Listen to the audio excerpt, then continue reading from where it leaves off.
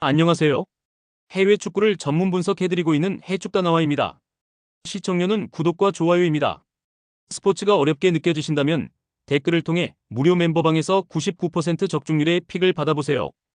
이 경기는 마니 코네의 움직임이 핵심이다. 그는 후방과 전방 사이 공간을 지배하며 팀의 공격 템포를 끌어올린다. 퍼거슨과 엘 샤라위는 코네의 패스를 받으며 문전에서 다양한 마무리 루트를 만들 수 있다. 토리노는 전술적 상성에서 박스투박스 빌드업을 막아내지 못하는 약점을 안고 있어 반복적인 실점 위험에 직면할 수 있다. AS 로마는 경기 전체를 지배하며 기회 창출 빈도를 높이고 전술적 응집력을 바탕으로 확실히 주도권을 가져올 가능성이 크다. 그래서 전술적 상성과 선수 조합의 밸런스를 고려하면 AS 로마가 확실히 앞선다. 그럼에도 불구하고 토리노가 전개 속도에서 뒤처진다면 경기 흐름은 초반부터 로마 쪽으로 급격히 기울 것이다. 이 경기는 셀타비고의 홈터세와 강한 압박이 얼마나 지로나를 흔들어 놓느냐가 핵심이다. 아스파스와 듀란의 연계가 살아나는 순간 지로나 수비 블록은 쉽게 무너질 수 있다. 모리바는 중원에서 압박 강도를 끌어올리며 상대 전개를 초반부터 차단할 가능성이 크다.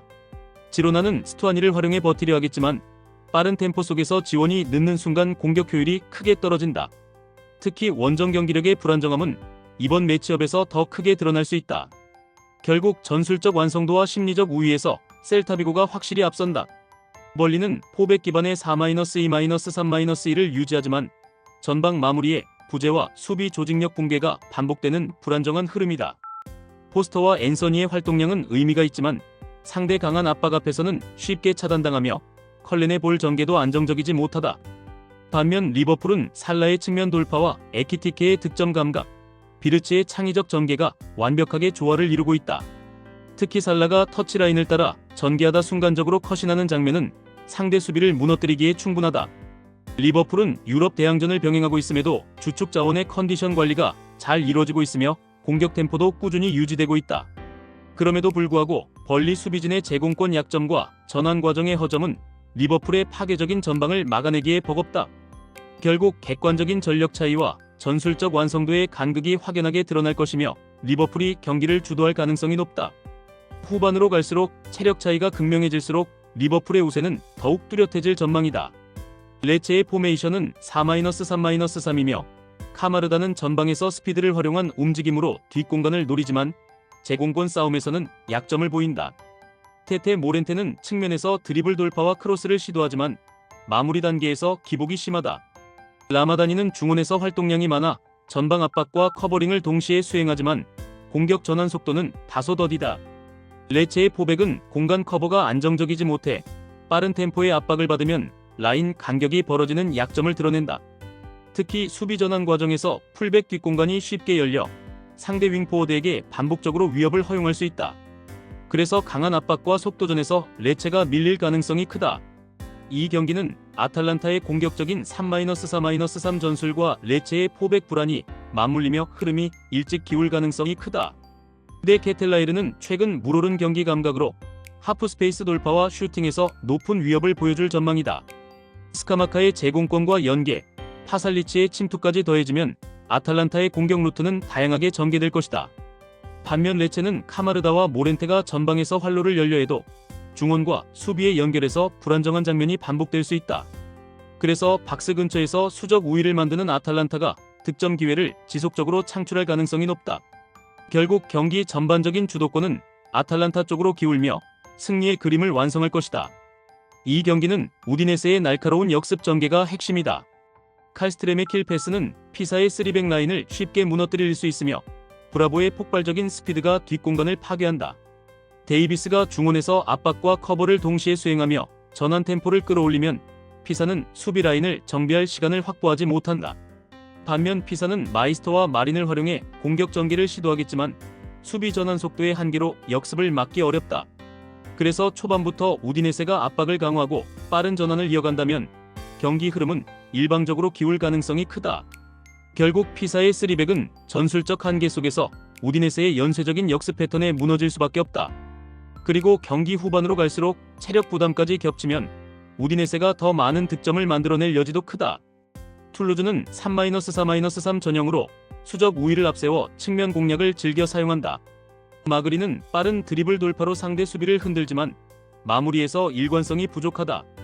보우는 중원에서 활동량과 전진 패스로 공격 전환의 속도를 높이지만 압박을 강하게 받으면 흔들리는 장면이 나온다. 소우원은 제공권을 활용한 포스트 플레이에 강점이 있으나 기동력이 떨어져 역습 상황에서 뒷공간을 내주는 약점이 있다. 그래서 툴루즈는 공격 전개가 매끄럽지 못하면 중원에서 쉽게 끊기며 전환 속도에서 밀릴 가능성이 크다. 이 경기는 지루의 제공권과 골 결정력이 승부의 핵심이다. 릴은 지루의 포스트 플레이를 중심으로 이선 자원들이 공격에 가담하며 다채로운 루트를 만든다. 툴루즈는 측면 압박과 빠른 전환으로 맞불을 놓겠지만 수비 간격이 벌어지면 곧바로 실점 위험이 커진다. 특히 릴은 홈에서 강한 템포와 압박으로 상대를 몰아붙일 수 있으며 지루의 한 방이 경기 흐름을 완전히 뒤집을 수 있다. 결국 전술적 짜임새와 마무리 효율성에서 릴이 확실히 우위를 점할 가능성이 높다. 이 경기는 상파울리의 전방 압박과 아우크스부르크의 역습이 맞부딪히는 구도가 될 전망이다. 상파울리는 홈에서 공격적으로 밀어붙이겠지만 뒷공간이 넓게 열리며 불안 요소가 반복될 수 있다. 아우크스부르크는 쾌미르의 폭발적인 스피드와 야키치의 전환 패스를 활용해 상대 라인을 흔들 수 있다. 그래서 경기 흐름은 상파울리가 점유율을 가져가더라도 결정적인 찬스는 아우크스부르크가 더 많이 잡을 가능성이 크다.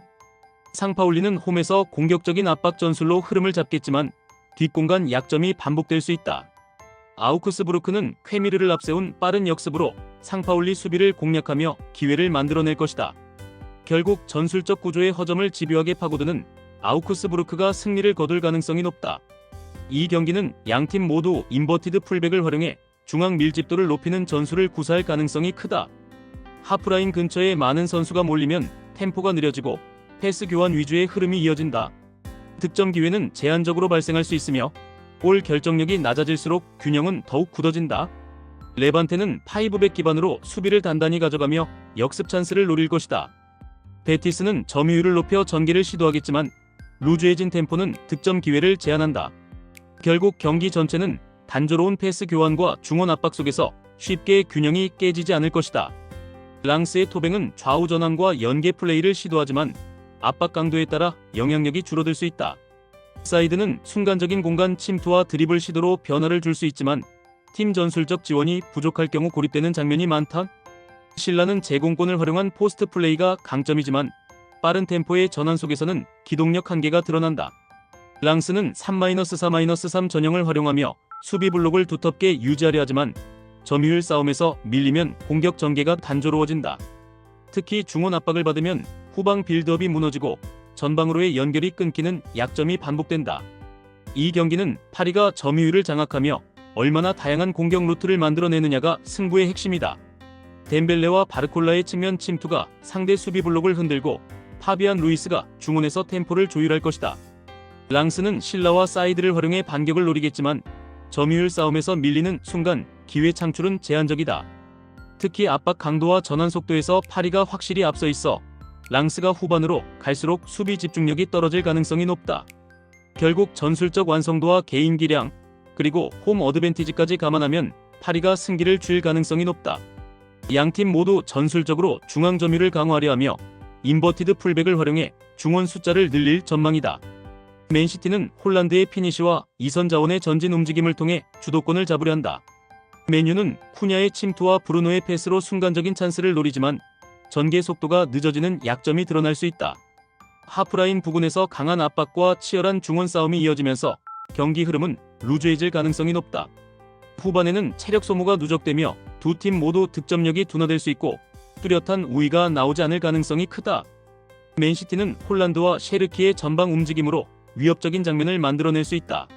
맨유는 브루노와 마운트의 빌드업 전환으로 순간적인 공격 루트를 열지만 다양성이 부족하다. 두 팀 모두 일정 누적에 따른 체력 저하로 인해 경기 후반에는 전술적 완성도가 떨어진다. 결국 승부는 쉽게 갈리지 않고 균형 속에서 무승부로 굳어질 가능성이 크다. 이 경기는 하크의 움직임이 경기의 향방을 결정할 수 있다. 그는 중앙에서 측면으로 대각선 침투를 이어가며 타바코비치에게 결정적인 패스를 공급할 수 있다. 브레멘은 하프 스페이스 커버가 약해 순간적으로 열리는 공간에서 실점 위험이 크다. 슈테거의 빌드업 안정감과 세컨드볼 장악은 글라트바흐 공격 전개에 힘을 더한다. 그래서 전술적 완성도와 공격 패턴의 다양성을 고려하면 글라트바흐가 훨씬 유리하다. 그럼에도 불구하고 브레멘이 초반부터 압박에 실패한다면 경기 흐름은 빠르게 글라트바흐 쪽으로 기울 것이다. 볼로냐의 포메이션은 4-2-3-1이며 임모빌레는 페널티 박스 안에서 위치 선정과 마무리 능력으로 존재감을 드러낸다. 오르솔리니는 측면에서 드리블과 컷인 슈팅으로 변화를 줄 수 있지만 수비 기여도가 낮아 후방 안정감에 부담을 준다. 오드가르드는 중원에서 볼 배급과 템포 조율을 시도하지만 강한 압박이 가해지면 전개 속도가 늦어지고 빌드업이 흔들린다. 볼로냐는 수비적으로 라인을 내리며 대응하려 하겠지만 밀란의 포켓 침투를 막기엔 수비 간격 관리가 흔들릴 가능성이 크다. 특히 중원에서의 압박이 약해질 경우 모드리치가 만들어내는 스윙 패스 루트를 전혀 차단하지 못할 수 있다. 이 경기는 모드리치의 스윙 작업이 핵심 변수가 될 전망이다. 그가 만들어낸 포켓 공간을 히메네스와 풀리식이 동시에 파고드는 순간 볼로냐의 수비 조직은 크게 흔들릴 수 있다. 볼로냐는 임모빌레와 오르솔리니를 활용해 반격을 노리겠지만 밀란의 중원 장악력과 압박 강도에 막혀 힘을 쓰기 어렵다. 그래서 경기 내내 밀란이 공격 리듬을 주도하며 세트피스나 역습 외에는 볼로냐가 뚜렷한 해답을 찾기 힘들다. 결국 전술적 상성과 운영 디테일까지 고려하면 AC 밀란의 승리가 가장 현실적인 결론이다. 이 경기는 라민 야말의 폭발적인 스피드와 침투 움직임이 핵심 변수가 된다. 발렌시아는 블록을 단단히 유지하겠지만 순간 스피드에서 밀리며 뒷공간 공략을 허용할 가능성이 높다. 페란 토레스의 압박과 페드리의 전환 패스까지 결합되면 바르셀로나는 다양한 루트로 공격을 전개할 수 있다. 반대로 발렌시아는 역습 전개를 시도하더라도 중원과 수비 간격이 벌어지며 위험한 장면이 반복될 수 있다. 결국 홈에서 압박과 침투가 살아나는 바르셀로나가 경기 주도권을 쥘 확률이 높다. 바르셀로나는 라민 야말을 중심으로 발빠른 공격 전개와 뒷공간 공략을 통해 득점 찬스를 양산할 준비가 되어 있다. 발렌시아는 블록 수비를 유지하더라도 순간적인 속도 싸움에서 밀리며 경기 내내 위기를 맞을 수 있다.